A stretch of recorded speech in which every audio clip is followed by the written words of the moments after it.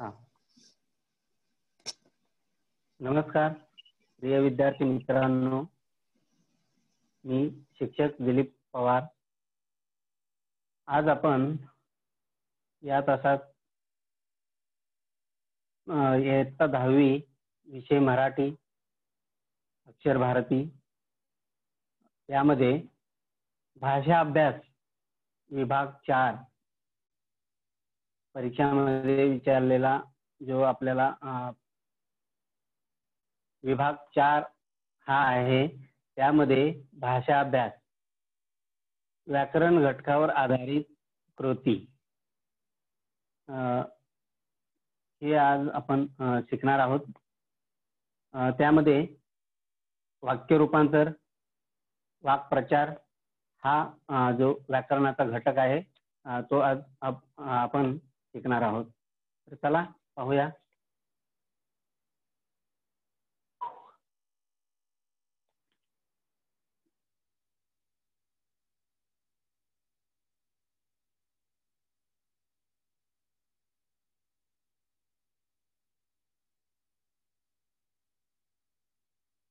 आपण हा जे आपल्याला व्याकरणाचा भाग आहे तो परीक्षात 2 मार्कासाठी वाक्य रूपांतर हा भाग आपल्याला विचारतात। हा जो पूर्ण जो भाग आहे, पूर्ण जो व्याकरणाचा जो घटक आहे तो आपल्याला 8 मार्कासाठी विचारला जातो। वाक्य प्रकार, वाक्य रूपांतर आणि वाक्प्रचार हा 8 मार्कासाठी विचारलेला भाग आहे, आपल्याला परीक्षेमध्ये विचारला जातो। तर त्यापैकी आपण मागच्या तासामध्ये वाक्य प्रकार हा घटक पाहिला आहे। तरी आज आपण त्यामधील जो दुसरा भाग आहे तो वाक्य रूपांतर। वाक्य रूपांतर आपल्याला 2 मार्कासाठी परीक्षेत विचारले जाते आणि आपला पेपर कव्हर करण्यासाठी, चांगले नंबर मिळवण्यासाठी हा व्याकरणाचा भाग खूप महत्त्वपूर्ण असा भाग आहे। त्यामुळे हा व्याकरणाचा भाग आपण एक महत्त्वाचा भाग म्हणून लक्षात ठेवून तो सोडवला पाहिजे। तर चला बघूया आपण व्याकरण घटकावर आधारित कृती असा आपल्याला प्रश्न परीक्षेत विचारला जातो। त्यामध्ये वाक्य प्रकार हा 2 मार्कासाठी असतो, तो आपण मागच्या तासात पाहिलेला आहे। आता हा वाक्य रूपांतर हे जे घटक आहे हे 2 मार्कासाठी आपल्याला विचारले जाते। तर पाहूया वाक्य रूपांतर काय आहे आणि कशा प्रकारे आपण त्याला सोडवायचे आहे। तर बघा, वाक्य रूपांतर वाक्याच्या अर्थाला बाधा न आणता रचनेत केलेला बदल म्हणजे वाक्य रूपांतर होय। बघा, वाक्य रूपांतर म्हणजे काय, पहिलं लक्षात आपल्याला घेतलं पाहिजे की वाक्य रूपांतर मतलब म्हणजे काय आहे। तर वाक्याच्या अर्थाला, यानी जो वाक्य का अर्थ है उसमें बिगाड़ न होते हुए जो है उसकी मांडनी जो है उसमें बदल करना मतलब वाक्य रूपांतर है। वाक्य रूपांतर मतलब वाक्य का रूपांतर करना है, बदलना है, चेंज करना है, मगर उसके अर्थ को, उसके मतलब को कुछ बाधा न आनी चाहिए, उसके अर्थ कोई गलत ना हो जाए, बिगड़ न जाए, ये देखते हुए, ये ध्यान में रखते हुए उसकी जो रचना है उसमें बदल करना है। तो उसी प्रकार को वाक्य रूपांतर असे म्हणतात। मतलब अर्थ को न बिगाड़ते हुए जब हम मांडनी करते हैं उसी मांडनी को वाक्य रूपांतर कहते हैं। आगे देखो, रूपांतर करताना महत्वाची गोष्ट लक्षात ठेवावी। देखो, वाक्य रूपांतर करते समय हमें एक महत्वपूर्ण बात जो है वो याद रखनी है। वो कौन सी है? वाक्याचे रूपांतर करत असताना रचनेत बदल होत असला तरी वाक्यांच्या अर्थात मुळीच बदल होता कामा नये। देखो, वाक्यात जेव्हा आपण रूपांतर करतो, वाक्याचे जेव्हा आपण रूपांतर करतो तेव्हा वाक्याच्या रचनेत म्हणजे वाक्याच्या मांडणीत बदल होऊ शकतो, बदल होतो, परंतु वाक्याच्या अर्थामध्ये बदल झाला नाही पाहिजे, वाक्याचा अर्थ बदलला नहीं पाहिजे। मतलब वाक्य का रूपांतर करते समय उसकी जो रचना है, उसकी जो मांडनी है, उसमें बदल होता है, उसमें बदल हम कर सकते हैं, मगर वाक्य का जो मूल यानी कि मेन अर्थ जो है वो नहीं बदलना चाहिए। वो ये बात हमें अच्छे से यहाँ याद रखनी है। आगे देखो, देखो वाक्य रूपांतर किस तरह किया जाता है, कैसा किया जाता है, ये हम इस उदाहरण के तहत मैं अभी आपको समझाता हूँ। देखो, वाक्य रूपांतर करते समय क्या करना है, उसको कैसा लिखना है और हमें वो 2 मार्क आसानी से कैसे मिलेंगे, ये ध्यान में रखना है और ये लिखना है। देखो, वाक्य रूपांतर कैसा करना है, पुढील वाक्या हमें परीक्षा में कैसा पूछा जाता है कि नीचे दिए हुए वाक्य का वाक्य पहचानो और उसका दिए हुए प्रकार से बदलाव करो। मतलब वाक्य जे आपल्याला दिले आहे ते वाक्य ओळखायचे। आपल्याला परीक्षामध्ये असे विचारले जाते की वाक्य ओळखा आणि त्याखाली दिलेल्या प्रकारानुसार वाक्य तुम्ही परत लिहा, तुम्ही लिहा, असं विचारले जातं। तर आपण उसी तरह जो हमें वाक्य दिया है उसको पहचानना है और उसको पहचान के जो प्रकार दिया है उसी प्रकार में हमें वो वाक्य लिखना है। तो देखो, उदाहरण के तहत मैं आपको समझाता हूँ कि वाक्य कैसा दिया है और हमें उस वाक्यों को पहचानना है और उस पहचानने के बाद उसको जो दिया हुआ प्रकार है उसी में उसी वाक्य का जो दिया हुआ प्रकार वाक्य प्रकार है उसी में हमें करना है। तो देखो, वाक्य किती सुंदर आहे ताजमहल। देखो, हमें ऐसा पूछा जाता है कि ऐसा वाक्य दिया जाता है और बोला जाता है कि इसको पहचानो। पहले क्या करना है, उसको पहचानना है। तो हमें हमने पिछले ताशिका में देखे हैं कि ये जो वाक्य प्रकार है वो कैसे पहचान है, वाक्य के कितने प्रकार से ध्यान में रखो, फिर वाक्य पहचानना आसान हो जाएगा। इसीलिए देखो, यहाँ किती सुंदर आहे ताजमहल, हमें यहाँ ये कौन सा वाक्य प्रकार है, तो हम इसके आधार पर भी हम पहचान सकते हैं। ये लोगो देखना है, ये सिंबल किसका है, तो हम तुरंत पहचान सकते हैं कि ये उद्गारवाचक वाक्य है। इस तरह वाक्य पहचानना है। और भी इसमें वाक्य पहचानने में कुछ हमें मदद मिलेगी। तो जब किती, अरे रे, अह, ऐसे जब शब्द किसी वाक्य में आते हैं तो हम कंफर्म करेंगे कि वो वाक्य उद्गारवाचक वाक्य होगा, है, ऐसा करके हम पहचान सकते हैं। तो जब हम परीक्षा में पूछा है, पेपर में पूछा है कि वाक्य पहचानो, तो वाक्य हम यहाँ पहचाने हैं, यहाँ लिखे हैं उद्गारवाचक वाक्य। ये ऊपर का जो वाक्य है वो उद्गारवाचक वाक्य है। और इसमें ध्यान रखना है, ये सिंबल को ध्यान रखना है, जब ये उद्गारवाचक का चिन्ह हमें दिखाई देता है और उद्गारवाचक के हर एक वाक्य में ये चिन्ह आता ही आता है। तो इसको देखते हम आसानी से समझ लेंगे कि ये उद्गारवाचक वाक्य है। तो अभी दूसरी बात, जब हम उस वाक्य को पहचानेंगे तब हमें इसको दूसरे प्रकार में बनाने के लिए बोलेंगे। म्हणजे आपण वाक्य ओळखल्यानंतर तेच वाक्य आपल्याला दुसऱ्या प्रकारामध्ये लिहायचे आहे, दुसऱ्या प्रकारामध्ये बनवायचे आहे। तर हे जे वाक्य दिलेले आहे याच्यामध्ये आपल्याला विधानार्थी वाक्य बनवा, लिहा असं सांगितलेलं आहे। तर किती सुंदर आहे ताजमहल, उद्गारवाचक चिन्ह, याच वाक्याचं आपल्याला विधानार्थी वाक्य बनवायचे आहे। तर बघा, विधानार्थी वाक्य किस तरह बना है, देखो, ताजमहल खूब सुंदर आहे, पूर्ण विराम।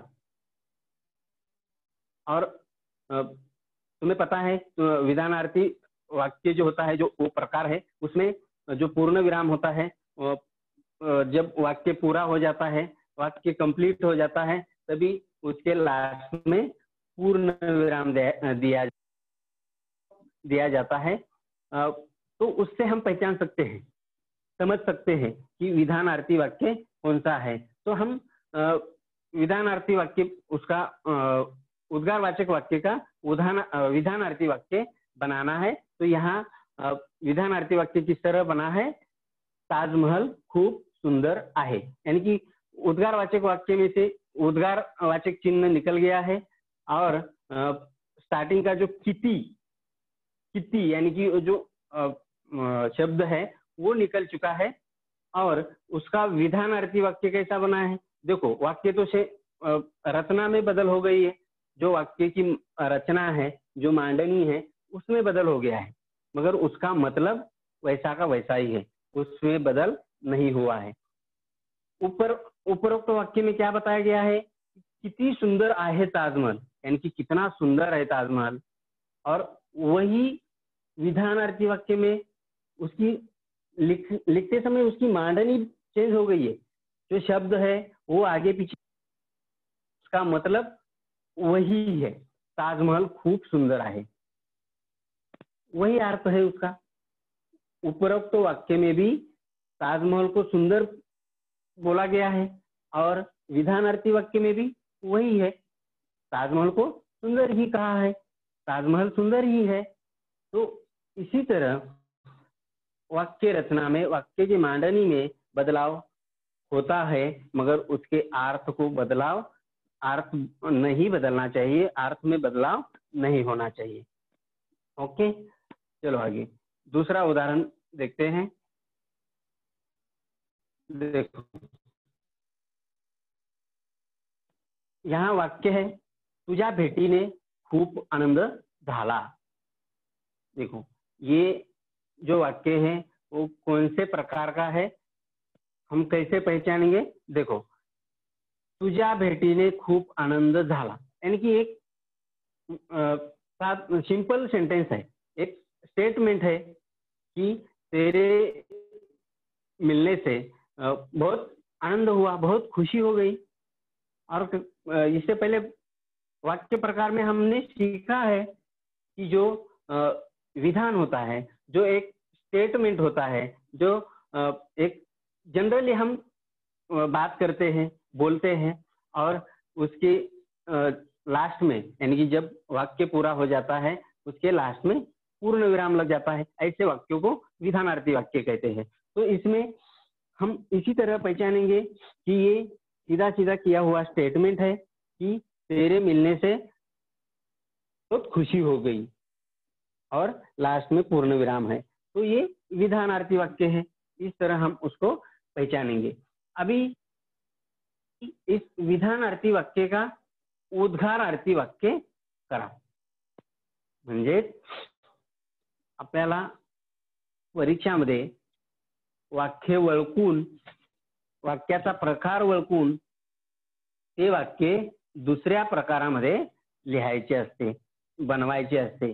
तर त्या प्रकारेच बघा, तुझ्या भेटीने खूप आनंद झाला हे विधानार्थी वाक्य आहे, आणि याच वाक्याचे आपल्याला खाली विचारले आहे की उद्गारार्थी वाक्य बनवा, लिहा. तर आपण त्याच वाक्याची उद्गारार्थी वाक्य कसे करणार बघा. तुझ्या भेटीने किती आनंद झाला. किती, यानी कि उद्गारार्थी में क्या क्या बताया गया है कि एक भावना व्यक्त होती है, तीव्र इच्छा व्यक्त होती है. ऐसे वाक्य कैसे बनाने हैं, तो हम भावना कैसी व्यक्त करनी है, तो यहाँ उपरोक्त वाक्य का उद्गारार्थी वाक्य में कैसी भावना व्यक्त की है कि तुझ्या किती हा शब्द जो उद्गारवाचक शब्द यूज किया है, उपयोग में लाया है और वो उद्गारार्थी वाक्य बनाया है. और लास्ट में ये कभी नहीं भूलना है, सॉरी,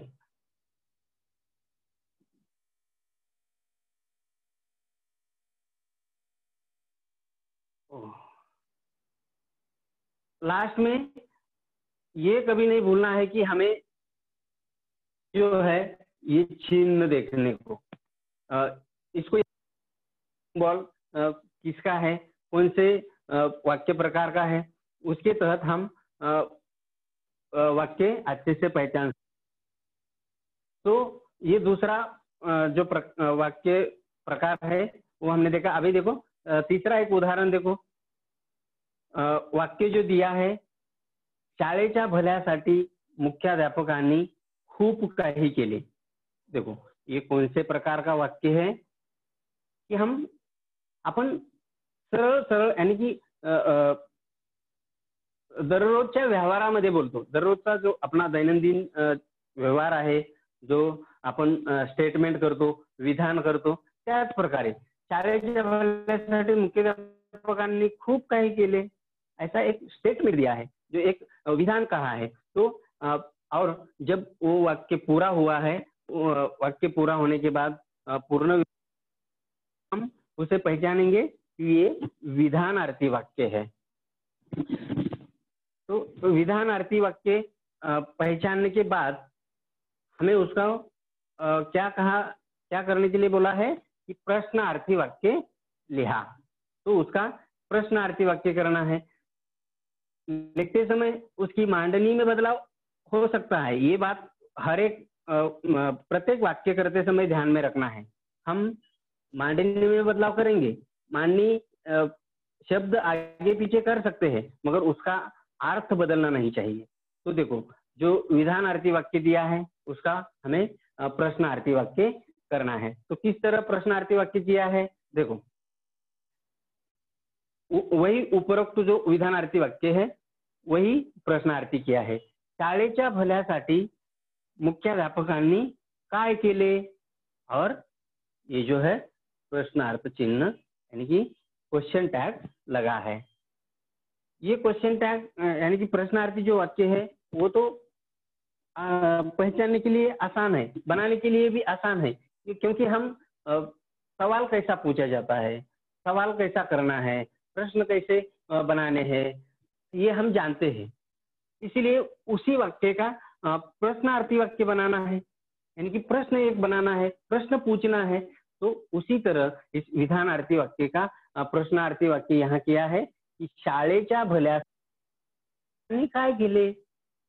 जैसे उपरोक्त वाक्य में विधान किया था कि शाळेच्या भल्यासाठी मुख्याध्यापकांनी खूप काही केले, तो बहुत कुछ किया है. तो उसका प्रश्नार्थी वाक्य बनाना है. क्या किया है स्कूल के लिए, ये मुख्याध्यापक ने क्या किया है. तो देखो वाक्य का अर्थ जो है वो सेम है, दोनों में, दोनों प्रकार में वाक्य का अर्थ सेम है, सिर्फ उसकी रचना यानी मांडनी बदल गई है, यानी कि मांडनी में बदलाव आया हो गया है, मगर उसका जो अर्थ है वो सेम है, यानी कि समान है, जैसे का वैसा है. ठीक है, देखो आगे वाक्य 4, उदाहरण 4, यानी कि यहाँ मैंने वाक्य प्रकार जो है हर एक वाक्य प्रकार का एक उदाहरण दिया है, और उसमें हम चेंज कैसा कर सकते हैं, वाक्य कैसा पहचान सकते हैं, और उसको दूसरे वाक्य में कैसे लिखेंगे, इसीलिए हर एक प्रकार का एक उदाहरण दिया है. वाक्य क्या दिया इसमें आहा हा, किती सुंदर दृश्य आहे हे। देखो, हम मैंने पहले ही बताया कि हम सीधे सीधे पहचानेंगे। ये जो सिंबल है, हमें पहले सिंबल दिखाई देंगे और उस सिंबल के माध्यम से, उस विराम चिन्ह के माध्यम से हम तुरंत यानी कि जल्दी को पहचानेंगे कि ये उद्गारवाचक वाक्य है।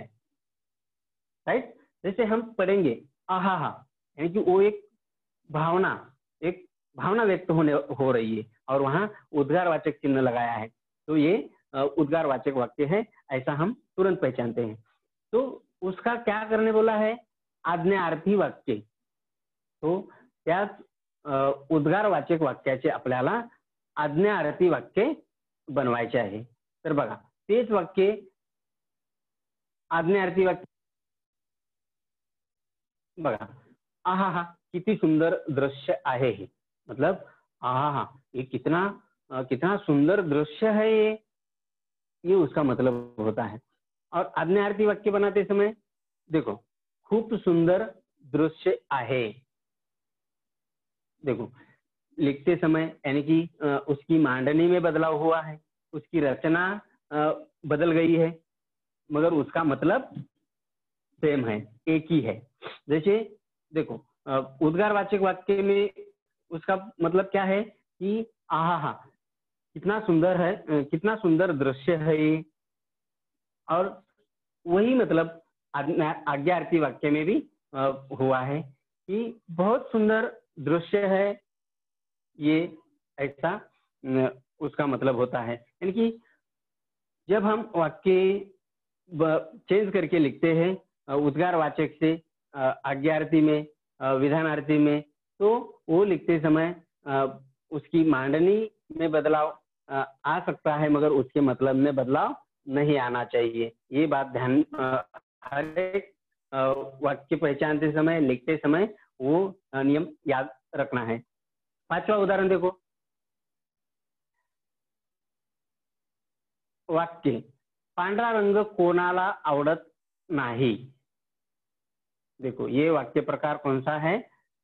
तो इस वाक्य प्रकार में भी ये क्वेश्चन टैग दिया हुआ है और हमें पहले उस वाक्य का मतलब जानना है, वाक्य समझना है कि ये वाक्य क्या बोल रहा है, क्या कहता है। तो उसमें कौन सी भावना व्यक्त होती है, क्या मतलब होता है, ये वाक्य कौन से प्रकार का है, ये पहले हमें जानना है। तो इसमें देखो, पांढरा रंग कोणाला आवडत नाही, ये तो सवाल पूछा हुआ है, प्रश्न पूछा है कि सफेद कलर किसी को पसंद नहीं है, ऐसा सवाल पूछा है और क्वेश्चन टैग भी लगा है, तो हम तुरंत पहचान सकते हैं कि ये प्रश्नार्थी वाक्य है। तो देखो, इसका विधानार्थी वाक्य करने के लिए कहा गया है। या प्रश्नार्थी वाक्याचे विधानार्थी वाक्य कशा प्रकारे होईल बघा, पांढरा रंग सर्वांना आवडतो। जैसे कि उपरोक्त में प्रश्नार्थी वाक्य दिया है और उसका विधानार्थी वाक्य करना है। तो हम जानते हैं कि विधान सेंटेंस स्टेटमेंट एक किया हुआ विधान, जैसे जनरली विधान करते हैं, बात करते हैं, उसी टाइप का। और उस जब वाक्य पूरा हो जाता है, लास्ट में पूर्ण विराम लगा जाता है। ये बात ध्यान में रखना है और वाक्य बनाना है। तो हम इसी तरह से प्रश्नार्थी वाक्य का विधानार्थी वाक्य बना सकते हैं। तो ये जो वाक्य रूपांतर का जो भाग है, हमें परीक्षा में 2 मार्क के लिए आएगा। एकदम आसानी से हम इसे लिख सकते हैं। ठीक है, तो अगला घटक देखते हैं। देखो, वाक प्रचार। ये वाक प्रचार जो है आपल्याला परीक्षामध्ये 4 मार्कासाठी विचारला जाणार आहे। हा खूप महत्वपूर्ण भाग आहे आपला पेपर कव्हर करण्यासाठी। हा महत्वपूर्ण भाग आहे. वाक्प्रचार काय आहे आणि तो आपल्याला कशा प्रकारे सोडवता येईल याबद्दल आपण माहिती घेऊया. बघा, वाक्प्रचार म्हणजे काय? शब्दशः होणाऱ्या अर्थापेक्षा भिन्न व विशिष्ट अर्थाने रूढ होऊन बसलेल्या शब्दसमूहाला वाक्प्रचार असे म्हणतात.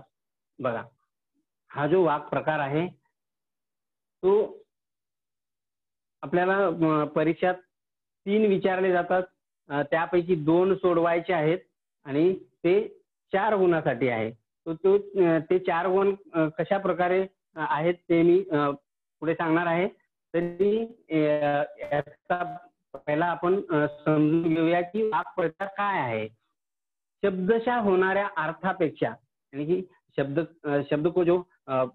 का जो अर्थ होता है उससे भिन्न व विशिष्ट अर्थाने, भिन्न यानी कि उसके जैसा ही और विशिष्ट यानी कि एक उसको अलग नाम दिया जाता है. तो एक विशिष्ट अलग मतलब से वो शब्द रूढ़ होके रूढ़ हुआ है. रूढ़ हुआ है मतलब वो प्रचलित हुआ है एक विशिष्ट अर्थाने, यानी कि एक अलग मतलब से वो प्रचलित हुआ है. ऐसे शब्द समूह को वाक्प्रचार ऐसे कहते हैं. समझ में आया ना? मतलब जो शब्द का जो अर्थ निकलता है उस अर्थ से यानी कि उस अर्थ से जो भिन्न वो विशिष्ट प्रकार का मतलब उसका निकलता है और जो प्रचलित होता है उससे उसी शब्द समूह को वाक्य प्रचार ऐसा कहते हैं. देखो, वाक्प्रचार मतलब अर्थात हे वाक्य प्रचार म्हणजे वाक्यांश असतो, ते पूर्ण वाक्य नसते. बघा, वाक्प्रचार म्हणजे काय आहे की तो पूर्ण वाक्य नाही, तो वाक्याचा एक अंश आहे, एक भाग आहे, तो वाक्याचा एक हिस्सा आहे. मतलब जो वाक्य जो आपल्याला विचारलेले वाक्य वो पूर्ण वाक्य नसतात, ते अर्धवट वाक्य असते, वाक्याचा एक हिस्सा असतो, वाक्याचा एक भाग असतो. ते कशा प्रकारे ते पहा. मतलब जो वाक्य प्रचार होते हैं वो पूरा वाक्य नहीं होता है, वो वाक्य का एक हिस्सा होता है, वाक्य का एक भाग होता है, वो कभी पूरा वाक्य नहीं होता है. ये ध्यान में रखो. देखो, हम ये ऐसे जो रूढ़ शब्द हुए हैं यानी कि जो शब्द बने हैं एक विशिष्ट अर्थ से यानी कि एक अलग अर्थ से अलग मतलब से किस तरह किस टाइप के शब्द हैं. देखो, गेली 4 वर्षे एसएससी ची वारी करत आहे. देखो, ये वारी करत आहे, वारी ये शब्द किस तरह बना है यानी कि यहाँ इस वाक्य में मतलब क्या है कि गए 4 साल से एसएससी परीक्षा में बार बार जाता है, यानी कि 4 साल से 10वीं की परीक्षा दे रहा है. तो इसी पूरे वाक्य को एक ही शब्द कैसा रूढ़ हुआ है. देखो, वारी करत है यानी कि वो हर साल 4 साल से 10वीं के लिए जा रहा है. तो यहाँ कहा गया है कि वारी करत है. ये इसी टाइप के जो शब्द रूढ़ हुए हैं यानी कि विशिष्ट मतलब से जो रूढ़ हुए हैं उसे ही वाक्य प्रचार कहते हैं. दूसरा उदाहरण देखो, आज घरात साखर औषधाला देखील नाही. देखो, आज घर में जो शक्कर है वो दवाई के लिए भी शक्कर नहीं है. देखो, उसका बोलने का मतलब क्या है, वाक्य का मतलब क्या है कि आज घर में कुछ भी शक्कर नहीं है. तो वहाँ एक अलग मतलब से शब्द कौन सा प्रचलित हुआ है कि हम बताना चाहते हैं कि घर में कुछ भी शक्कर नहीं है, मगर वो जो यानी कि अलग मतलब से जो बोलने का ढंग है वो कैसा है कि आज घरात साखर औषधाला देखील नाही. औषधाला ये जो शब्द है वो एक विशिष्ट मतलब से, एक अलग मतलब से रूढ़ हुआ है, इस समाज में प्रचलित हुआ है। तो देखते हैं आगे वाक्य प्रचार उदाहरण के तहत। देखो, हमें परीक्षा में किस तरह वाक्य प्रचार पूछे जाते हैं और हमें किस तरह हल करने हैं, ये हम यहाँ देखेंगे। देखो, खालील वाक्य प्रचारांचा अर्थ सांगून वाक्यात उपयोग करा। देखो, इस तरह हमें परीक्षा में प्रश्न पूछा जाता है कि नीचे दिए हुए वाक्य प्रचार का अर्थ बता के वाक्यों में उपयोग करो, ऐसा हमें पूछा जाएगा। तो हमें क्या करना है, तो देखो वाक्य दिया है और उसका हमें अर्थ बताना है और अर्थ बता के उसका वाक्य बनाना है, यानी कि वाक्यात उपयोग करना है। तो देखो, ये जो अर्थ के लिए एक गुण है और जब हम उसका वाक्य बनाएंगे इसके लिए, इसी तरह ये 2 मार्क के लिए, 2 गुण के लिए हमें परीक्षा में पूछा जाता है। तो चलो उदाहरण के तहत हम देखते हैं कि किस तरह ये वाक्य प्रचार हमें आता है। देखो, पहला उदाहरण गौरव वाटने, परीक्षा में पूछा जाता है गौरव वाटने, और हमें उसका अर्थ बताना है और उसका वाक्य बनाना है। देखो, म्हणजे उसका अर्थ है, त्याचा अर्थ आहे अभिमान वाटणे। गौरव यानी कि किसी ने अगर कुछ अच्छा काम किया है, कोई अच्छा काम किया है तो उसको उसका गौरव करते हैं, उसका हमें अभिमान लगता है कि अरे उसने बहुत अच्छा काम किया है। तो उसका अर्थ बता के हमें वाक्य बनाना है। तो वाक्य किस टाइप बना है, देखो, सुनीताबाई यांनी मला शाल द्यावी हा मला मोठा गौरव वाटला। देखो, जैसे कि किसी बड़े आदमी ने हमारे लिए कुछ शाबाशी दी है, हमारी कुछ स्तुति की है, हमारा कोई सम्मान किया है, तो हमें बहुत गौरव लगता है, यानी कि बहुत अभिमान लगता है, हमें गर्व लगता है हमें कि अरे वो कितना बड़ा आदमी है और उन्होंने मुझे शाबाशी दी है, मेरी स्तुति की है। तो इसी तरह ये वाक्य बनाया है कि अभिमान वाटने, मतलब उसका बहुत अभिमान लगने लगा है, कि उस बात का अभिमान लगता है कि इतने बड़े आदमी ने मेरे लिए शाबाशी दी है, मुझे मेरी स्तुति की है, इसलिए हमें क्या अभिमान लगता है, हमें गौरव लगता है कि ये बड़े आदमी ने ये कार्य किया है। तो दूसरा उदाहरण देखो, उसंत न मिलने, उसंत न लाभने, उसका अर्थ है वेळ न मिलने। उसंत न लाभने मतलब वेळ न मिलने, मतलब समय न मिलना। यानी कि इस तरह के जो वाक्य प्रचार परीक्षा में पूछे जाते हैं, इसलिए हम अच्छे से वाक्य प्रचार को पढ़े, क्योंकि ये जो शब्द है हमारे सुनने में कभी नहीं आते हैं। इस अभी जो जमाना चल रहा है, उस जमाने में ऐसे बहुत कम शब्द सुनने में आते हैं, इसलिए ये शब्द अच्छे से पढ़ो और उसका अर्थ बता के हमें उसका वाक्य बनाना है। जब तुम ये वाक्य प्रचार पढ़ेंगे तब उसको वो समझना चाहिए, नहीं तो ऐसा कुछ अनुमान लगा के ये नहीं लिख सकते हैं, इसलिए उसको कंफर्म समझ लेना, हमें मालूम रहना जरूरी है।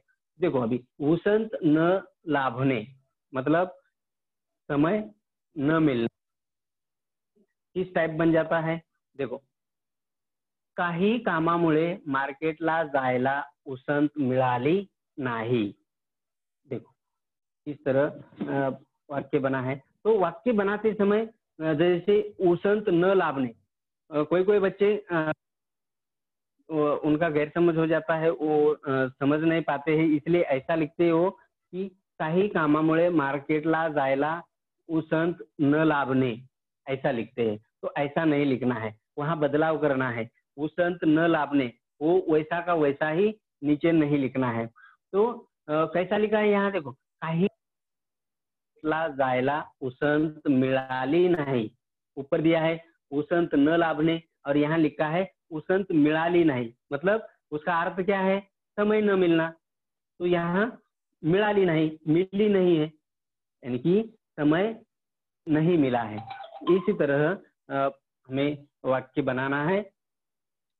दूसरा देखो, बेतात असणे, मतलब उसका अर्थ जो है तो तैयारीत असणे, बेतात असणे। देखो ये ऐसे जो वाक्य हैं हमारे सुनने में बहुत कम आते हैं, इसीलिए उससे ध्यान से पढ़ो, क्योंकि वो वाक्य पढ़ते ही हमें उसका मतलब समझना चाहिए। तभी तो अगर इस वाक्य प्रचार का हमें मतलब ही मालूम नहीं है, उसका अर्थ ही हम नहीं समझ पाते हैं, अर्थ ही नहीं लिख पाते हैं, तो हम वाक्य नहीं बना सकते हैं। इसीलिए उसका अर्थ आना जरूरी है, उसका मतलब आना जरूरी है। तो देखो बेत असणे मतलब तैयारीत असणे, यानी कि रेडी होना, रेडी रहना। तो वाक्य कैसा बनेगा, वाक्य काम झाल्यावर मी निघण्याच्या बेतात होतो। देखो बेतात असणे मतलब तैयारीत असणे, तैयार रहना। तो वाक्य कैसा बना है कि मेरा काम होने के बाद मैं निकलने के तैयारी में था, निघण्याच्या बेतात होतो, यानी कि निकलने की तैयारी में था। काम होने के बाद मैं निकलने के तैयारी में था, ऐसा यहाँ कहा गया है। देखो आगे, देखो पांचवा उदाहरण देखो, भीष्म प्रतिज्ञा करने। देखो ये वाक्य प्रचार जो है दिया है, तो उसका हमें अर्थ बताना है। मनासी पक्के ठरवणे, बघा भीष्म प्रतिज्ञा करणे याचा अर्थ मनासी पक्के ठरवणे, यानी कि मन का पक्का निश्चय करने, मन का पक्का निर्णय करने, ये भीष्म प्रतिज्ञा का मतलब होता है। तो ये जो अलग मतलब के विशिष्ट मतलब के जो शब्द है, ये हमें पहचान के नहीं होते हैं, हम उसको कभी पढ़े नहीं, सुने नहीं, इसलिए जो अपने बुक में, जो किताब में जो भी वाक्य प्रचार के जो आते हैं शब्द, उसको अच्छे से पढ़ो, फिर आपको वो ध्यान में रहेगा। तो देखो भीष्म प्रतिज्ञा करने मतलब मनाशी पक्के ठरवणे, उसका वाक्य कैसा बनता है, देखो वर्षाच्या सुरुवातीला मी भीष्म प्रतिज्ञा करून अभ्यासाला सुरुवात केली। देखो यानी कि उन्होंने मन से क्या ठान लिया है, मन से क्या निर्णय किया है कि साल की शुरुआत में ही मैंने क्या भीष्म प्रतिज्ञा करके पढ़ाई को शुरुआत की है। देखो यानी कि साल की शुरुआत में ही मैंने मन का निर्णय किया है और पढ़ाई को शुरुआत की है, यानी कि मन का पक्का निर्णय करना, पक्का निश्चय करना। तो यहाँ वाक्य बना है कि साल के शुरुआत में ही मैंने भीष्म प्रतिज्ञा करके पढ़ाई को शुरुआत की है। आगे देखो वर्ज्य करने, वर्ज्य करने मतलब सोडून देने, त्याग करने। देखो सोडून देने, त्याग करने, यानी छोड़ देना, त्यागना। तो वर्ज्य करने का मतलब ये होता है कि छोड़ देना, त्याग करना। तो उसका वाक्य किस तरह बनता है, देखो मुलांनी वाईट पदार्थ वर्ज्य केले पाहिजेत। देखो यानी कि बच्चों ने जो बुरे, यानी कि जो वाइट, यानी कि जो गंदे बुरे जो पदार्थ है उसको यानी कि छोड़ देना चाहिए, त्यागना चाहिए। यानी कि आजकल के जो छोटे छोटे बच्चे हैं, वो जो कुछ उनको गलत आदत लगती है, व्यसन लगता है, तो इस बारे में ये वाक्य है कि बच्चों ने वाइट पदार्थ से दूर रहना चाहिए, उसको छोड़ देना चाहिए, त्यागना चाहिए। इस तरह ये वाक्य बनते हैं। तो इसी टाइप के वाक्य हमें परीक्षा में आते हैं। तो देखो आगे एक हम उदाहरण के तहत देखते हैं कि हमें ऐसा भी पूछा जा सकता है की खालील वाक्य प्रचार व त्यांचे अर्थ त्यांच्या जोड्या जुळवा। खालील वाक्य प्रचार व त्यांचे अर्थ यांच्या जोड्या जुड़वा। तो वाक्य प्रचार दिए हैं, देखो किस टाइप के वाक्य प्रचार होते हैं और उसके अर्थ किस टाइप के होते हैं और वाक्य कैसे बनाने हैं ये हमने देखा है। देखो हात हलवून अवलक्षण, सुरुंग लावणे, अंगाचा तीळ पापड होणे, मुठभर मांस चढ़ने, ये वाक्य प्रचार है। तो उसका आगे जो उसके आंसर दिए हैं वो किस तरह के है, देखो देखो आगे हाथ हलवून अवलक्षण, मतलब उसका मतलब क्या है कि कुछ संकट को खुद ओढ़ के लेना, मतलब आपण होऊन संकट ओढून घेणे। देखो ये उसका सही जोड़ी है कि खुद संकट को, मुसीबत को बुलाना, खुद होके संकट को, मुसीबत को ओढ़ के लेना, अपने ऊपर लेना, इसे कहते हैं हाथ हिला के अवलक्षण। यानी कि हाथ हलवून अवलक्षण मतलब संकट को खुद बुला के ले लेना, अपन होऊन संकट ओढ़ून घेणे। देखो इस टाइप का उसका मतलब होता है। दूसरा देखो सुरुंग लावणे, सुरुंग लावणे मतलब हमने ऐसे शब्द हमें कभी सुनने में नहीं आते हैं, बोलने में नहीं आते हैं, इसीलिए हम उसको पहचानना सीखो, उसका मतलब जानना सीखो। देखो सुरुंग लावणे मतलब एखादा बेत उधळून लावणे। देखो देखो कुछ अगर प्लान चल रहा है तो उस प्लान को खत्म करना, डिसमिस करना, यानी कि सुरुंग लावणे मतलब कुछ प्लान चल रहा है, कुछ बात चल रही है, तो ऐसे बातों को सुरुंग लगाना, यानी कि वो जो कोई प्लान है उसको खत्म कर देना। एखादा बेत उधळून लावणे मतलब प्लान खत्म करना। तीसरा देखो अंगाचा तीळ पापड होणे, मतलब शरीर अंगाचा मतलब शरीर का एकदम तीळ पापड, यानी कि खूब संताप येने, यानी कि बहुत गुस्सा होने, कुछ अगर चीज हो गई है, यानी कि हमारे ऊपर कुछ गलत हुआ है, कुछ बुरा हुआ है, दिलीप सर, तो हमें है। हाँ सर, 2 मिनट हाँ बाकी है सर, सर। हाँ हाँ, तो मुठभर मांस चढ़ने मतलब स्तुतीने हरवून जाने। ओके, तो देखो इसके आंसर आगे दिए हुए हैं। हात दाखवून अवलक्षण मतलब आपण होऊन संकट ओढवून येणे, सुरुंग लावणे मतलब एखादा बेत उधळून लावणे, अंगाचा तीळ पापड होणे मतलब खूप संताप येणे, मुठभर मांस चढणे मतलब स्तुतीने हुरळून जाणे।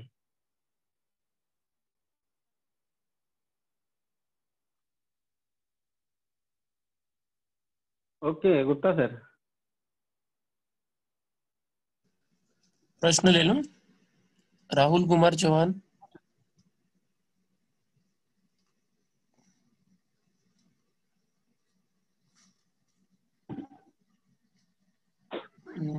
ऑडियो कनेक्ट ही नहीं है। सर्वेश यादव,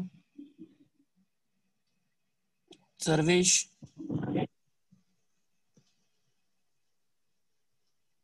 बोलो Sarvesh.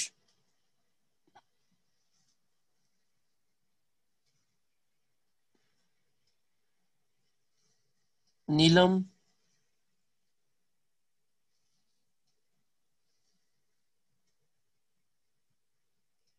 Hello sir, good morning. हाँ बोलो बोलो। सर सर जी वो जो हाँ, चौथे का क्वेश्चन था ना वो समझ में नहीं आया, जो वाक्य प्रचार में और वाक्य प्रकार में और वाक्य में जो चेंज करना था बताना। वाक्य प्रकार और जो वाक्य को वाक्य प्रकार में और प्रश्न आर्टी वाक्य बदलना था।